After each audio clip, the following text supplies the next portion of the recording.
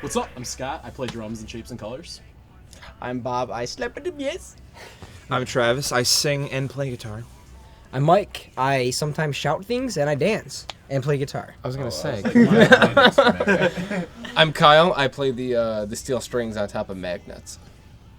Which is The guitar. He and I were in a band called Aria Aesthetic. He and him were in a band called Fighting Lights. We found this guy off the streets, grabbed him for bass, grabbed these two over time, and here we are. That was concise. What is your favorite part about playing music? What really touches home with you? We'll start over here. What touches home for me would probably be the feeling I get on stage and just like the feeling I get when I'm listening or playing. It's kind of like a sense of home and security, like a world within a world kind of for me. When you play something that just sits with everybody else so right and just sounds and feels good, and you just get like the wash over your body of just like goosebumps and. It's kind of something you can't explain. No, it's it's but euphoric. you know when you feel it. Yeah, exactly. Honestly, I feel like people resonate with the songs we're playing. I mean, most of our stuff's kind of hopeful, and in this time period, I feel like a lot of people are looking for something to cling on to. And I mean, if what the music we play does for me does for other people, then hopefully there's a pretty big future in this for us. So I've always had a musical background. Growing up, my grandparents and my parents were very, very influential in just showing me new music, old music, classic music. I grew up with Disney films, which are, some of the best songwriting known to man. I have to really blame my mom for getting the music bug in me. It was I was 5 years old, and my mom started playing classical music for me. And then I got into violin. I played violin for many years. He's a great violinist, but never uses it in our awesome, band. actually. Ever. Classically trained. And then as far as guitar goes and like rock music, my first really fond memory of it was my dad had a Joe Satriani Surfing with the Alien CD.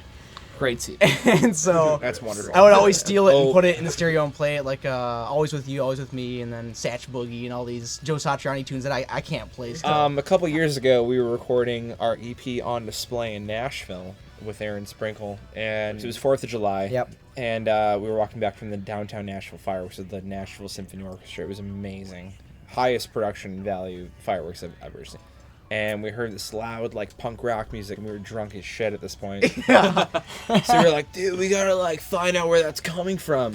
So we walked in the direction of the sound. With a case of PBR. We found an underground punk rock, basement party, and it was dingy as shit. It was also apparently the last one they were ever gonna have, It was yeah. a farewell punk Like a show. Yeah. farewell. Yeah, Punk punk rock show on the festival. 4th of July. I'd say Kyle's the mysterious wizard of the group. He adds a lot of atmosphere to our music, but you can never really figure out what the fuck is going on in his head. Because I don't think he knows, personally. So he's party Mike Dad. and he's the responsible. Dad. Exactly. Yes. He will go harder, but more responsibly than you. I would say. Say, that. wait, He's James Franco. of course. So we have Franco. So we have the wizard. He's like Candy Dad. We have Party Dad. and Celebrity then we lookalike have- Candy handyman. Dad. He would be Handyman Franco. Yeah, there you go. Man, Frank. I'm the Hebrew. He's the Hebrew Hammer. Hebrew Unanimously, he's the Hebrew Yeah, Hammer. Hebrew hammer. He's Jewish. Hits drums hard.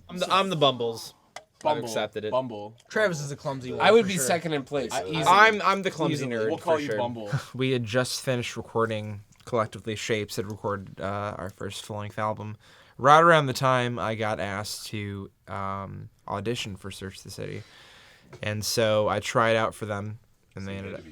Pretty torn at the moment. then, Yeah. right? To be honest with you, the whole Search the City stint never really felt like it was mine.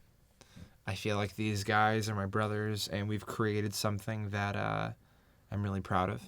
Whereas I felt like I was on the coattails of something that had already been established with Search the City. But you'd have to say that it gave you something, though, in the music world. Like, it gave you some kind of feeling that helped you push for this band, Absolutely. right? I mean, it was incredibly amazing to perform with those guys. And That tension actually created something so much cooler than we can even begin to describe. It takes struggling through a limbo to get to your paradise. And Absolutely. You guys found your paradise, and you That's run it. with it. I really do feel that way. What do you do when desperation finds you? All the times that you rain on my parade, and all the clubs you get in using my name.